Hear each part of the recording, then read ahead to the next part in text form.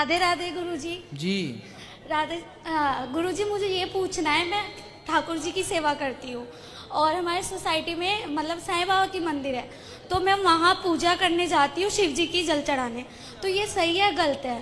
शिव जी की पूजा करना तो हाँ सही जी। है। शिव जी की पूजा करना तो सही है, बट वहाँ साईं मंदिर भी है। नहीं मंदिर तो किसी का भी हो ठीक है, पर आप तो शिव जी की पूजा हाँ करती जी, हो ना। हाँ, शिव तो जी ठीक को है। जल चढ़ाने। हाँ शिव जी को तो जल चढ़ाना और अच्छा है। गुरुजी एक और सवाल पूछना है, जैसे मैं स्टडी करती हूँ, मेडिकल स्टूडेंट हूँ, तो मैं जब स्टडी कर रही होती हूँ ना, तो मेरे नेगेटिव एनर्जी की तरफ ध्यान चला जाता है। स्वाभाविक है बेटा, इस संसार में ऐसा कोई नहीं है, कोई मतलब 1% भी मैं नहीं छोड़ रहा हूं, इस संसार में ऐसा कोई नहीं है जिसके मन में गलत विचार ना आते हो, जिसका मन नेगेटिविटी की तरफ ना जाता हो।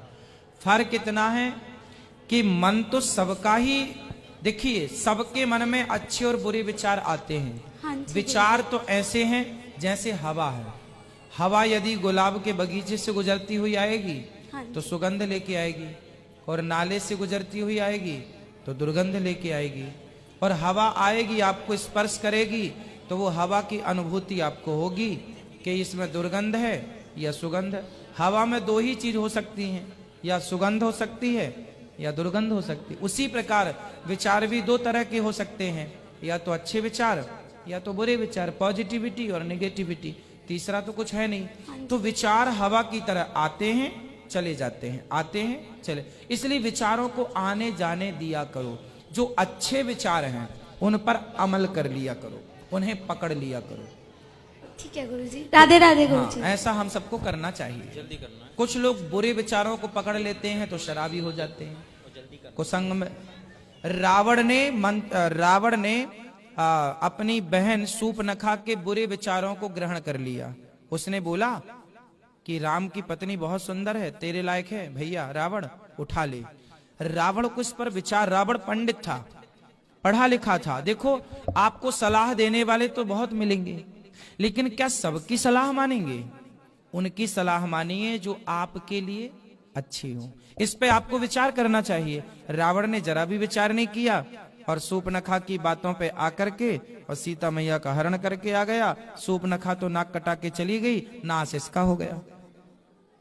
राधे राधे तो एक भी गलत विचार यदि आपके जीवन में आया तो वो आपका नाश कर सकता है, और एक भी अच्छा विचार आ गया तो वो आपकी जय जयकार करा सकता है।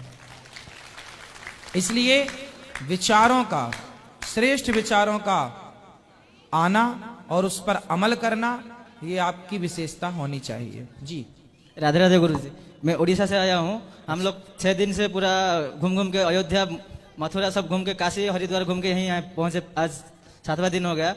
मेरा एक प्रश्न था, जैसे बाकी सारे धर्म में कोई कुछ कह रहे तो उनका जो एक संगठन होता है वो जो भी बताते हैं सही तरीके से ढंग से मानते हैं, लेकिन हमारा सनातन धर्म में ऐसे होता है कि हम ये करने जा रहे हैं तो लोग बोलते हैं ऐसे क्यों कर रहा है, वो ऐसे नहीं है, वो अंधविश्वास है, वो ऐसे नहीं है, वो अंधविश्वास है। लेकिन हर किसी अंधविश्वास के पीछे कोई ना कोई वजह होता है, लेकिन उस ढंग से क्यों नहीं समझाते, उस हिसाब से क्यों नहीं लोगों को हम बता पाते, वही क्यों नहीं लोग मानते, वही मेरा पूछना था। हमारी जो संस्कृति है, हमारी संस्कृति आज भी इतनी साइंटिफिक और इतनी प्रॉपरली है कि आप देखो, जब दीपावली आती है जी तो भारत के प्रत्येक गांव और घर में दीपक जलता है। जी होली आती है तो प्रत्येक भारत के गांव और घर में रंग लगता है और लोग एक दूसरे के गले मिलकर के त्योहार मनाते हैं। हमारे यहाँ व्यवस्था इस तरह से है कि हम सारे लोग संगठित हैं। कुछ लोगों ने बीच में फूट डालो शासन करो की नीतियां अपनाई, उन्हीं का खामियाजा हम भुगत रहे हैं कि आज भी हम कहीं पंथों के नाम पर, धर्म के नाम पर, जातियों के नाम पर बट गए। ये बंटवारा अंग्रेजों ने कर दिया, हम बटते चले आए, फूट डालो शासन करो, मुगलों ने ये नीतियां अपनाई और हमें लड़ाया जातिवाद में और हम लड़ते चले आए। हमारे यहाँ पहले एक था सब कुछ। अभी देखो रामलला अयोध्या में बैठे ना तो पूरा भारत राममय हो गया, सब की आंखों में आंसू थे, जाके आए हैं, खुशी थे। तो ये अच्छी बात है, हम संगठित ही है बेटा। बीच में कुछ कुछ भ्रांतियां हैं, उसी के लिए हम लोग लगे हैं दिन रात आप लोगों की सेवा में कि कथा सुनो, सत्संग करो। वो भ्रांतियां भी समाप्त होंगी धीरे धीरे धीरे धीरे। राधे राधे जी।